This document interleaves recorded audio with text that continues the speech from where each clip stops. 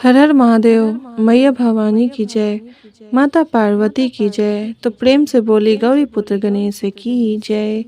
तो ये गुरु बहिना सब, आज जो कथा बाटे बहुत ही दुखद कथा। और एक जो कहल जाला सास पतो और बेटा। बेटा तो अपन होले, लेकिन एक समय में बेटा भी ना समझे तो के समझी। आज यही सब पे एक कथा बाटे, आप लोग पूरा अंत तक जरूर सुनम और कथा के रहस्य और कथा के जो जानकारी बाटे आप लोग समझो। साथ में आप लोगन के जो समझ में आवे तो कमेंट बॉक्स में हर हर महादेव जरूर लिखम और प्रेम से शिव शंकर भोलेनाथ के नाम लेते हुए उनका जयकारा लगाते हुए आप लोग ये कथा के पूरा अंत तक सुनी, आनंद ले के साथ सुनी और भगवान के नाम लेते हुए और हाथ से अपन प्रणाम करत हुए, यानी कि हाथ जोड़ के भगवान भोलेनाथ के प्रेम करत हुए, वहाँ के स्मरण करत हुए आप लोग उनकर कथा के मन भाव से सुनी। तो ये गुरु बहिना सब, अगर हमार कथा पसंद आवे तो चैनल के लाइक और सब्सक्राइब जरूर करम और ज़्यादा से ज़्यादा शेयर भी। एगो बूढ़ी रहली। ओ बूढ़ी के तीन बेटा रहने। ओ बूढ़ी के तीन बेटा रहने, लेकिन एगो पावल बेटा रहने जेके कहीं पौले रहली। तो ऐसे उनके चार गो बेटा सबके ऊ कहे। तीन गो बूढ़ी के बेटा आपन रहने और एगो उनकर ऐसे ही पावल बेटा रहने। लेकिन जो कहल जाला समय में केहू साथ ना देवेला, जब समय बुरा होला। वो बेचारी जब उनका पति मर गई ने, अपने तीनों लइकन के बहुत बढ़िया से पालन पोषण कैली, बहुत अच्छा से उनके आगे रहें रास्ता देखौली, आगे रहें बढ़ौली और साथ में जौन एगो लइका पौले रहली उनहु के कैली। लेकिन जब ये अपने तीनों बेटा के लिए कॉलें तब वो उनके लिए कह पावे, काहे कि तीनों लइकवे कहें कि ये माँ ये ते अपन यानी हमार भाई नहीं हमें सब, यानी कि हम तीन जने भाई हैं सगे और केहू दूसरे के लइका हवे, तू कहीं और से लाइल बाड़ू। काहे कि थोड़ा बड़े बड़े हो गए रहने, यही से समझे लायक रहने सब। तो लइकवा के जब पौले रहली तो वो जानत रहने सब कि इनके कहीं से लेके हमार माँ आइल बाड़ी। यही से बेचारी कुछ कबो कह ना पावे, अपने तीनों लइकन के ही सब चीज पूरा करत हुए, पढ़ाई लिखाई से कपड़ा लत्ता से सब कुछ पूरा करत हुए। वो जो पौले रहली जौन लइका के, ओके पूरा ना कर पौले रहली, ओके पढ़ा लिखा ना पौली, ओके सिर्फ खेती किसानी करा पौले रहली। उनका घर में रहे खा पिए उ लइका आ खेती किसानी करे। लेकिन कबो कबो देख कहल जाला गुरु बहिना सब कि आपन आपन ना रहने कबो पराया भी आपन हो जाने। यही तरह से उ बेचारा समय बीतत गईल। उ बेचारा चारों लइके बढ़न होत गईने। जब समय पे शादी करे लायक हो गईल लोग तो सब केहू कहे लागल कि तू चारों लइके शादी करे लायक हो गईल बाने, जेके पौले बाड़ू वो शादी करे लायक बाने। लेकिन साल भर के आगे पीछे सबकर तू शादी कर देबू तो बहुत राज करबू। कहली ठीक बा। साल भर के आगे पीछे तीनों लइकन के अपन शादी कर देली, लेकिन जौने के पौले रहली ओकर शादी ना कर पौली। काहे कि उनकर शादी जब केहू आवे लोग तो केहू ना केहू कह दे, और उनका तीनों लइकवे तीनों पतोहिए कह दे, अरे वो अपन हमरे घर के थोड़ी हमें, वो तो पावल हमें इनकर, इते कहीं से लेके आयल रहली उनके। यही तरह से कह के सदिया काट दे सब। तब वो धीरे धीरे समय बीतत गईल। कुछ दिन के बाद उन्हों के शादी कहीं ना कहीं लग गई। सबके स्वीकार, काहे कि सबके एक जैसे ना होला, कहीं ना कहीं सबके ही हो मन में होला कि चला का भइल, हमें तो इन्हीं के लइके चाहे पौले रहे चाहे कैसे। काहे कि जो कहल जाला भैया लोग दीदी लोग कि जैसे कि आपन कभी आपन ना होले, पराया कभी आपन हो जाने। वही तरह ई बेचारी माँ ते आपन ना रहली। जसोदा मैया भी तो कृष्ण के पलले रहली, लेकिन जो कहल जाला कि अरे कभी भी आपन ना अपन होला तो पराया ही हो जाला। वही तरह वो बेचारा पराया जो लइका रहने, वो अपने माँ के बहुत ज्यादा उनके पालन पोषण यानी कि बहुत अच्छा से देख रेख अपने माँ के करे। जब उनका तीनों बहू आ गए रहली, वो छोटी बहू भी आ गए रहली, चारों जने आ गए रहल लोग। तो बड़ी बहू और छोटी इनका जो तीनों अपन सगे बहू रहल रहल लोग, वो लोग ढेर सारा सामान लेके आयल रहल लोग, ढेर सारा उनकर मतलब माई बाप सब कुछ सामान देले रहल लोग। जब ठंडी के सीजन आइल तो बूढ़ी कहतली काश हमारियो लगे एगो बिस्तर रहत तो पे हम सुतती, गद्दा रजाई बढ़िया से रहत तो पे सुतती ओढ़ के। कि हम मतलब देखे नी कि हमार पतोहिया तीनों सुतेली सब, और हमार छोटकी पतोहिया तो कुछ लैली नहीं खे, तो खटिया लाइल बे बेचारी, वो ओकरे लगे का बाटे। लेकिन फिर भी उनका जो छोटकी पतोहिया रहे सेवा करे, खाना बनाए, सब कुछ करे। तो कहत का बाड़ी कि चलो एक दिन अपने बड़की पतोहिया के घर में सुत जाई।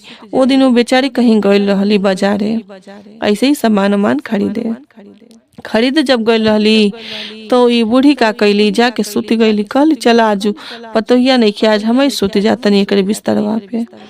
सुती गईली। सुतला के बाद से वो जब उनका नींद खुलता तो देखो तली कि बड़की पतोहिया आ गई बाटे, और रिसिया के सब घर में झाड़ू लगाते पोछा लगाते कि देखा न बुढ़िया का कैली बा हमरे घर में आके।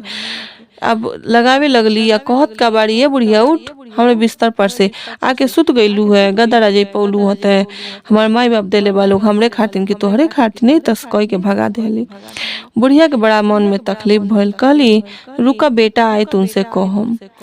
फिर ओकरे बाद से मछली जन एक दिन ना रहली, उन्हों घर में जाके सुत गईली, उहो इतर से कह के भगा देली।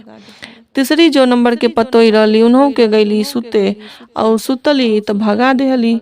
अब बेचारी का करे। कहली रुको बड़हन बेटा आई हैं, यानी कि बड़का बेटा आई हैं तो उनसे कहो। बड़का बेटा जैसे आई ने तो कहत का बाड़ी कि ये बेटा हमहू के एगो गद्दा बनवा देता, एगो रजाई के नीचवा सुते नी ने तो बड़ी गड़ेला दहिया। तो कहत ले लइकवा की तू का करबू सूत के, अरे तू कितना दिन रहबे करबू, अरे जहाँ सुता तलू सुत, जहाँ ओढ़ा तलू जौन ओढ़ के सुत, का तू मतलब हमसे कह तलू गद्दा रजाई तू आ दही हम सुते वाला। यही तरह से कह के अपने माँ के बात टाल देहने। फिर दुखी तो हो गई रहली, दूसरों जने से कहली वो बात ही अपन माँ के टाल देहने। तीसरों जने से कहली अपने माँ से कई जौन बतिया कहले रहली अपने बेटा से वो बतिया के टाल देहने कि माँ तू का हमसे कहतलू। तो वो सब जने अपने मेहरारू से जाके कहता लोग, लेकिन उनका छोटकी पतो या छोटका बेटा सब देखत रह लोग, लेकिन कब कुछ कह ना पावे लोग। ओकरे बाद से शिव चर्चा कथा सुने गईली।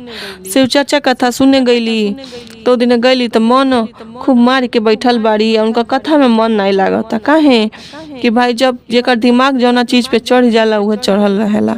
अब उनका दिमाग तो चढ़ल रहल कि गद्दा रजाई पे, तो कैसे अब इन्हें इनका मन लागे कथा सुनले में और चाहे कथा कहले में।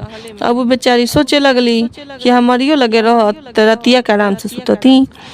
अब सब केहू पूछे लागल, दया मांगता लोग कथा समाप्त भइला पे, सब केहू दया मांगता लोग, प्रसादी बटाता प्रसादी लेता लोग। अभी कहीं कुछ नहीं, चुपचाप मन मार के बैठल बाड़ी। तो सब जने गुरु बहिना लोग पूछल लो कि का भइल दीदी, आपके घर में कोनो तकलीफ भइल बा, लागत आपके मन में कुछ तकलीफ बाटे। तो कहत का बाड़ी नहीं ठीक बानी, कोनो बात नहीं है। फिर कुछ जने कहता लोग ना कुछ तो बात ही बाटे, काहे कि आप आज कथो ना कहनी है, आप कोनो सुनबो ना कहनी है बढ़िया से, और ना कोनो गीतिए गौनी है, तो कैसे आपके कोनो न कोनो तकलीफ जरूर बाटे। तो कहतली कि अरे जाना कि अब का बताई तुह से कौन मन में तकलीफ बाटे, सुनी ला लोग। कहतली बताई, अगर करे वाला रही तो हमनिए के कह देवल जाए ना, बेटा पतो ही करत ने तो हमनिए कह देवल जाए। कहली ठीक बा सुनी ला लोग। तो कहत का बाड़ी हमार बड़की पतोहिया और छोटकी मछली सब जने लेके आयल बा लोग, बड़ी बढ़िया गद्दा रजाई सर सामान लेके आयल बा लोग। तो कह लोग ये तो बढ़िया बात ही बा, सब कुछ लेके आयल बाड़ी, बहुत बढ़िया बात ही बा, उमे कौन दुख वाली बात ही बाटे। कहतली दुख ए बात के नहीं खे, दुख ए बात के बाटे कि गईनी या बड़की जने के घर में सुते उनका बिस्तर पे तू वो भगा देली है, सुतल रानी तैली बाजारे से भगा देली। मझली जने के भी घर में गलन एक दिन सुते उ ना रहली तू हो भगा देहली देखली ते। और छोटकी जने के घर में गईनी तू हो भगा देहली। और जौन सबसे छोट बाड़ी तीसरा जने चौथा जने तो उनके से तो कुछ कह ही नहीं पावनी, काहे कि उनका माई बाप खुद गरीब बाने और उनका पति भी यानी कि हमारा छोटका पावल बेटा कितना कमाइते बाटे को हमरे लिए कुछ कह पाई। यही से वो लोग से कभी कुछ कहे नहीं ना, लेकिन अपने तीनों बेटन के कहनी है ती तो सुनबे ना कहीना। हमें सब हमरे बतिया के टाली देहल है लोग। तो कहत का बा लोग सुनो एगो बात कहतनी वही तरह करबू तो देखिए तोहर लगी तोरे लिए गद्दारा जाए सब कुछ बन जाए। कहली का तो कह लो कि जब राती के सुतियो तो अपने चटाई के नीचे का करिया कि दिया धो दिया। और जब दिया धो देबू तो जब एने सोने सुतबू तो उ लोग के बुझाई कि लागत परान निकलता दहिया चट चट बोलाता। कहली ठीक बा। अब वही रात के गईली कथा सुन के गईली दया वया मांगली। अब ये सब सुनला के बाद से भगवान से विनती कैली, कैला के बाद से गईली और अपने चटाई के नीचे को सब जगह ही दिया बिछा देली दूरे दूरे क के। और दूरे दूरे कोई के चटाई बिछा के और राती के खाना उना खा के सुत गईली। जब भोर होखे वाला रहल तो करवट जब ले तली और बड़की पतोहिया उठे तली, छोट मझलियो उठली छोटकियो उठली अपन अपन काम करता लोग। तो जब एने से उन्हें जानबूझ के करवट मारतली तो दीवा जब फूटता तो चट चट बोलता। तो कहत का बा लोग कि देखा न का चट चट बोलता बुढ़िया लगवा कि बुढ़ियो का रखले बाटे। तू सब जने अपने मर्द से कह लोग तू लोग कहता लोग लागता माई के परानवा निकलता यही से चट चट उनका दहिया बोलता। अब सब जने ओकरे बाद से कहता लोग कि रुको चलो देखल जा। अब उनकर सांस टांग के जैसे देखे गए लोग सांस टांग लेली और मुँहले के बहाना क लेली।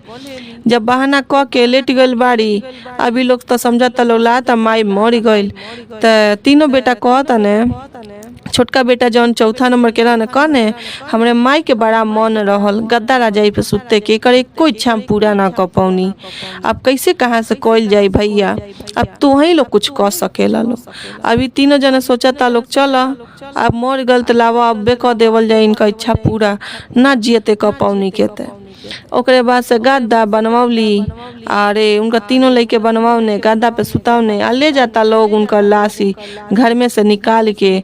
तो सब के कहता राम राम मस्त है, अरे राम राम सत्य है। और ओकरे बाद से तो ई का कहतली बुढ़िया ऊपर से गद्दा बड़ा मस्त है। सब केहू कहता राम राम सत्य है। तो बुढ़िया का कहतली वही गद्दा पर से सुतले अरे गद्दा बड़ा मस्त है कह के लेट जा। ओकरे बाद एक दू जने जब देख लेवल लोग तो कहत का बा लोग ई आवाज कहाँ से आवता हमर माई लगाता बोलतिया का। तो उ नीचे उतारा लोग देखा तल अरे बुढ़िया इ त जिंदा बाटे। आँख खोल के ताके लगली कहतली बेटा मुअल ना बानी हम जिंदा बानी है गदवा ना बनवले रहला लोग यही से बहाना कैले रहनी है। अब गद्दा उठौली आ लेके जात बाड़ी घरे। तीनों उनका पतोहिया जौन अपन सग रहली सब उ तीनों पतोहिया कहीं ये दुआरे कहीं वो दुआरे बैठल बाड़ी सब। और जौन छोटकी रहल उ तो बेचारी रोती रहली कि अब हमार तो केहू है नहीं खे एक जने रहली हो गईली। उ तो बेचारी रोले में बेचारी एकदम व्यस्त रहली। लेकिन ई तीनों जने सोचता लोग चलो बढ़िया बुढ़िया मरी गई कि एक ठो रहली है हमन के सांसत कैले रहली है कहीं है चीज लादा कहीं हौ चीज लादा कहीं है ले दा कहीं हौ ले दा हमेशा लगौले रहली है जिंदगी में। मर गई बुढ़िया बढ़िया बा। अब एक जने के का दिखाई देता अरे बुढ़िया ती गद्दा ले आवतिया। तो कहत का बाड़ी कि देखो न कि ये दीदी आपको दिखाई देता कि मम्मी जी आवतनी। तो उ एक जने कहतली हाँ हाँ मौक दिखाई देता। तू एक जने कहतली छोटकी अरे दीदी देखनी मम्मी जी आवतनी गद्दा लेके। तो कहतली हाँ हाँ मौक दिखाई देता। तो ना विश्वास भइल तीनों जन की भइल कि ला तब भूत हवे हमनिए के दिखाई देता अगर सही रही तो सबके दिखाई दी। गई लोग गुरु बहिना के सबके बुला के लेके आई लोग। अरे के कहता लोग कि ये चाची जी देखिए दादी जी देखी कि हमार सासू जिंदा बाड़ी हमार सासू जिंदा बाड़ी। अब देखा लोग तो सब जनते रह लोग उ जिंदा बाड़ी नाटक कैले रहली है। अब ओकरे बाद से गद्दा ले अली सुता तली है त बिछा के आई लोग आवता लोग देखे त कहता लोग कि ए गुड़ बहिना सुतल बानी कि जागल बानी त कहत ना हम तो जागल बानी, हम मुअल थोड़ी रहनी है, हम तो एकदम जागल बानी है। देखी कि हम तो जागल बानी है, गदवा ना बनवाओ तो रह लोग यही से इतना नखरा कैले रहनी। अब तीनों पतोय तीनों बेटा उनकर सग माथा पकड़ के लगल लोग उ अफसोस खाए कि देखा ना हमार महतारी कितना हमसे छल कैले से कितना अथी कैले से तब जाके है गद्दा बनवले खातिर लागत सब चीज खातिर सब में अब हमन के यही तरह से बहाना क के रजइयो बनवा ली सब चीज थी करवा ली। अब ई तीनों जने रोवता लोग कि देखो ने का बोल हमरे साथे।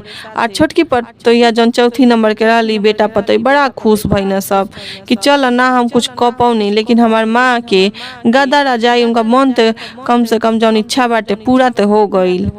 अब उ सब जने इच्छा पूरा हो गईल ते जौन तीनों जने बा लोग उ लोग अब तो रोवता लोग। लेकिन जौन चौथा जने रहली अब जे चौथा जने रहली उ तो बड़ा खुश भइली, कहली माँ जी चली हम आपके खाना देतनी, खाना ना खा ली और चर्चा में जाइम न सुने कथा। कहतली हाँ जाए बस सुने।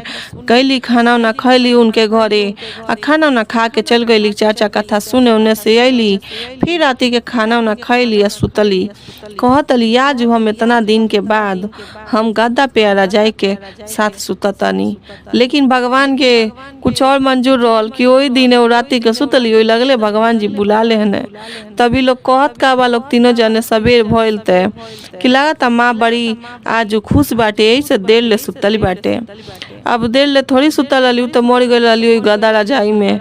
अब ई लोग सोचता लोग का कोइल जा त कह लोग 10 बज गए नहीं उठली माँ। आई बुढ़ियो जौन पतोहियो बाटे वो कहतली सब कि अरे सास हमार उठली ना माँ जी चली आज जगावल जा। सब जने जाता लोग देखता लोग अरे इते माँ जी अब बूढ़ी मर गई बाड़ी। अरे तीनों पतोही बड़ा खुश भइली। लेकिन अब जौन चौथी नंबर के रहली बड़ा दुख भइली कि देखा ना माँ जी अभी कलिए यहाँ के ऐसा कैनी है और आज यहाँ के प्राण त्याग देनी ऐसा बड़ी बेचारी रोए लगली। अब उनका लाश उठावल लोग ले गए लोग फूके उके गदा रजाई फूके जात रहल लोग। तो कहते अली चौथा नंबर के जौन पावल बेटा के पतोहिया उनका मौगी रहली कहतली कि ना भैया जी ना भाभी जी आप लोग ये गदा रजाई के फेंकम मत जलाइम न, हमके दे दी। हम यही पे अपने सासू माँ के उनका आशीर्वाद समझ के यही गदा रजाई पर जिंदगी भर सुतम और यही के हम अपन इस्तेमाल करम। ये लोग कह लोग चल गरीब बालू जा ले ला का करे हम के दे देव लोग उनका आशीर्वाद समझ के ले ली। ओकरे बाद से जन छोट बेटा रहने वही गद्दा रजाई के बस उतने देले से अब कितना आगे रहे जिंदगी में बढ़ गई ने कि तीनों बेटा जहाँ रह लोग तहे रह गए लोग कमा धमा के। लेकिन इनका छोट जो पावल बेटा रहने नाम रोशन कर देने खूब अच्छा नौकरी पा गई ने आगे रहे बढ़ गई ने जीवन में बड़ा अच्छा जीवन जिए लगल लोग। तेईस कहल जाला गुड़ बहिना सब कि कबो केहू के मन ना दुखावे के चाही, कबो केहू के दिल ना दुखावे के चाही, सबके खुशी मन से रखे के चाही और सब केहू के साथे खुशी मन से रहे के चाही। तो अगर हमार कथा आप लोगन के पसंद आयल हो तो चैनल के लाइक एंड सब्सक्राइब जरूर करो और ज़्यादा से ज़्यादा शेयर करो। काहे कि कथा जो होला एक दूसरा के पास भेजला से ही एक कथा के गुणगान होला। धन्यवाद।